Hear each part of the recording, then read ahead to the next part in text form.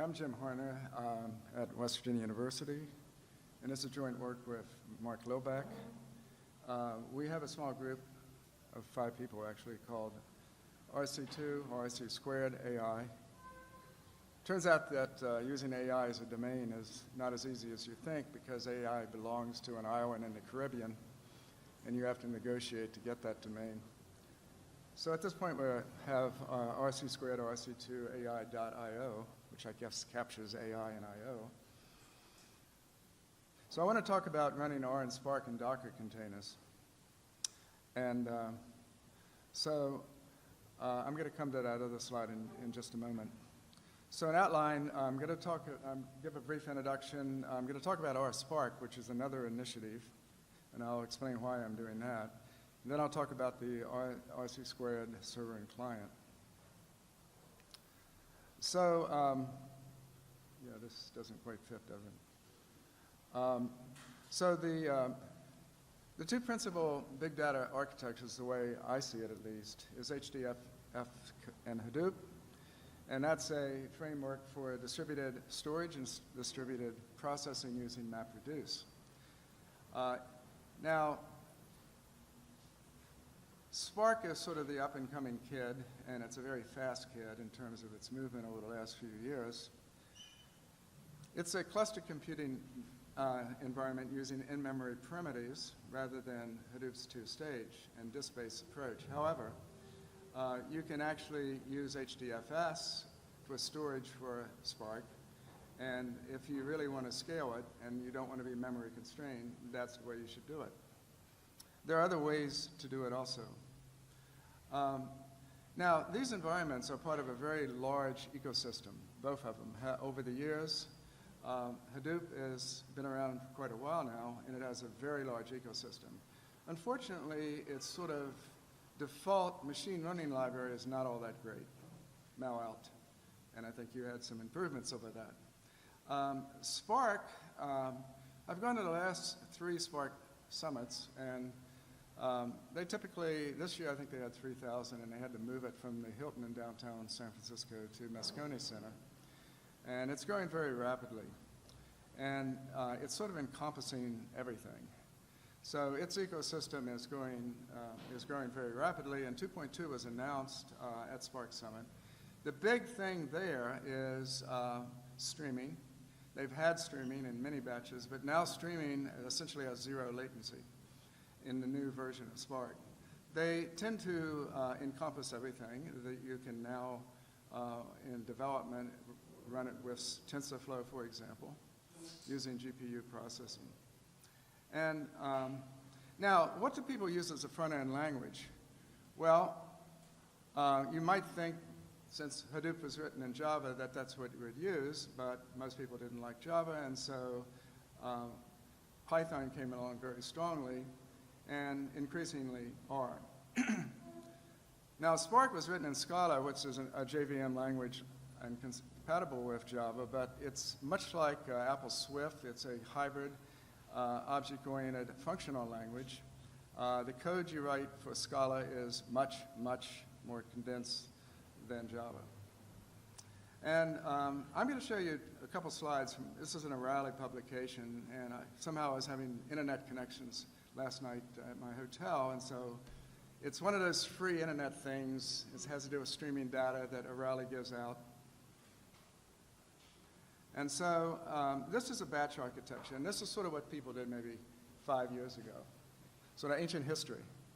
So you basically have to get data in someplace, and so you may have a database here. And you could use something to modulate it like SWAP, which brings it into like HDFS or maybe S3, or into a SQL or NoSQL databases, or perhaps into a data warehouse like Hive that's built on HDFS. If you have something that's more streaming-like, like logs, you have Fume available, which again, Fume modulates things to bring it into HDFS. And then you have this resource manager, and you may have lots of nodes. So you have a resource manager and a node manager called Yarn, and then from that you can run Spark in batch mode, and you can run things like MapReduce. So this is the batch architecture. So next you have the streaming architecture. Things get a little bit more complex here. So how do you get data in? Well, typically now you need something like Kafka to act sort of, that's the intermediary between that and your persistent store like HDFS or S3, or again, NoSQL databases. And you can actually work with sockets or logs, various ways. You can bring in streaming data and again modulate it so it can come into HDFS in a permanent store. But the big thing now is also microservices. You have whole companies built around this, like MuleSoft in San Francisco, that they're building these, they let you glue all these components together and build these workflows. And you have systems like Zookeeper for configuration and other reasons. But now Kafka can send it directly to streaming data. And so you have Kafka Streams, or you have Flink, which is actually a competitor of Spark from Germany, I believe. Are there any Flink people here? So, at any rate, now Spark Streaming, I have many batches. This is out of date because as of June, last month, you have Spark 2.2, which does very fast Spark streaming with essentially zero latency. And of course, you still have batch Spark or Hadoop and so forth. So now the question I would raise is this: how do you build these systems? And here's the more important questions. How do you integrate all the components such that all the versions match? How do you update the systems? What about pre-processing? I would suggest that the future might be in containerization. You may have heard of Docker. If you haven't, you will. Docker containers, they can containerize the components of your system. That's not enough, though, in itself if you really want to scale it up. You need something like Kubernetes or Mesos. You need some environment that orchestrates these containers to do production at scale. So the combination of what we're using is Docker and Kubernetes. Now, I had to teach a course, and so how do I teach? And by the way I think about data science is a little bit different than a lot of statisticians think about it. I am a statistician. But to me, if you're just doing machine learning on a machine, that's not data science. You're not going to get hired as a data scientist if you don't know how to use systems like Spark in database computing, like with Oracle and so forth. And you need to know SQL if you want a job in these big data companies. So ArcSpark lets you experiment, and this just basically, it was a system I sort of put together so I could teach some short courses this fall, and also a regular course. And right now, ArcSpark runs on a single machine, although it can be a server. And so it can have a lot of cores. And in principle, it could have a lot of GPU units. Now, for this, RStudio is a web-based client. Now, this has a deployment issue, and this is important to realize. When you spin up these containers, they're spinning up in parallel. But you may have dependency relationships among your containers. For example, Hive cannot really launch until HDFS does, or you get into trouble. And so Docker doesn't really have a way of knowing what you're doing and knowing that this container has to complete before you can start the next. That's one of the reasons we started Rc2, is because we can control the whole spin-up process of these containers. So this is, by the way, if you go back to this, if you want to experiment with RSpark, that's the GitHub. It's just RSpark under my name, Jay Harner. And then Rc2 server is where you can get most of this. But we're going to move it to Rc2 AI in the very near future. Everything will be there. It's a four-tier architecture, Rc2. It has a client, which right now is native Swift for macOS and iOS. We have, I say it's planned, we actually have it in progress, a web-based version which will run anywhere. We have and this is the canonical part that you always have to have. You can put other pieces with it like Spark and so forth, but you need an app server. You have to have your client talk to something. That used to be written in Java, and these all run in Linux, by the way, in the containers. So we've switched over to Swift because Swift is becoming extremely good for Linux distributions now. And the code base is about 1/10 the size of what you need for Java. And it's faster and more modern. We're using WebSockets and Rc2 for communications. The compute instance is JSON over BSD sockets. And then we have two databases we're running by default. One is PostgreSQL, and that is for storing files. Everything gets stored in databases, the data files as blobs and so forth. We also use CouchDB for a NoSQL key value database for logging JSON messages. Now these run in Linux containers. This is the architecture. You basically have a client and you have the Swift that spins up multiple sessions. So let's say in session 2, that's where I am, let's say. It connects to what's called an R session. And I have another slide that explains this a little bit more. It can be multiple R sessions. And actually, there can be multiple clients going into the same R session, which allows collaboration. Now down here, the R sessions can be containerized, and you can run, we aren't doing this yet, but we're experimenting. You can run, with Kubernetes, you can run a bunch of these R sessions containerized over a large computer environment. Now we can also spin up a Spark cluster, containerized, virtualized, and that can be as large as you want. It can be on a single server, or it can be across a real cluster. But again, it's all virtualized. So this gives a little bit more explanation. For example, the R compute part is actually written in C++, and it forks R sessions. And I'm just giving a little more detail about these 4 pieces.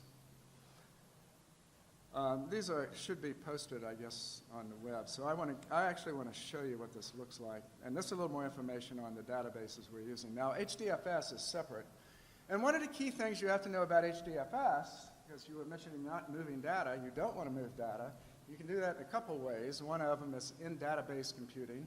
And there's no reason why we can't spin up a PostgreSQL far embedded in it and do in database computing. You can spin up containers to do anything. You just have to make sure the version numbers work correctly with everything. HDFS has data locality. Basically, it fixes the data distributed across the cluster, and it brings the compute power to the data.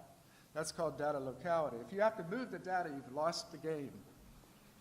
If you have in-memory processing, which Spark does by default, but you can do it in HDFS, again, if you have too many users, as you mentioned, your performance will not be so good. So you ought to be able to switch from in-memory systems to HDFS based on the load. I'm going to come back to this. This is sort of, if you type in, you make a change in a file, how does this propagate through the system? What I'd like to do is actually show you to you. This is the client interface. On the left, you have the code, and on the right, you have the output. Now, we wrote this. We said, OK, you really ought to be able to do this on an iPhone. Because you're controlling resources wherever. You can be walking around. You should be able to control it. So right now, it's in landscape. On an iOS device, we actually can stack them. But you're probably going to want to do it in landscape mode. And the iOS is slightly different than this. But basically, we have a slide out. And that's showing the files in this particular session. So here I have a file, and I can execute it. And if I run it, I get the output. But I can go back and look at the log. Now, I've run a few other things, which is why you see some things there. Now, suppose I want to look at the .or data. So I can simply click here. And then I could hover over things, and it actually brings up the structure. So this is actually, it brings up the structure as you hover over it.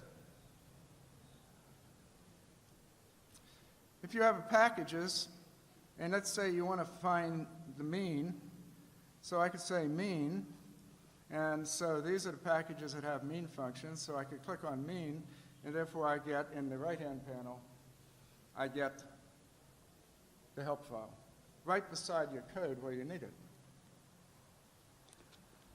Of course, you could also get it by clicking on plot, and that brings up the help here. Now on this side, again, this takes you back to the console.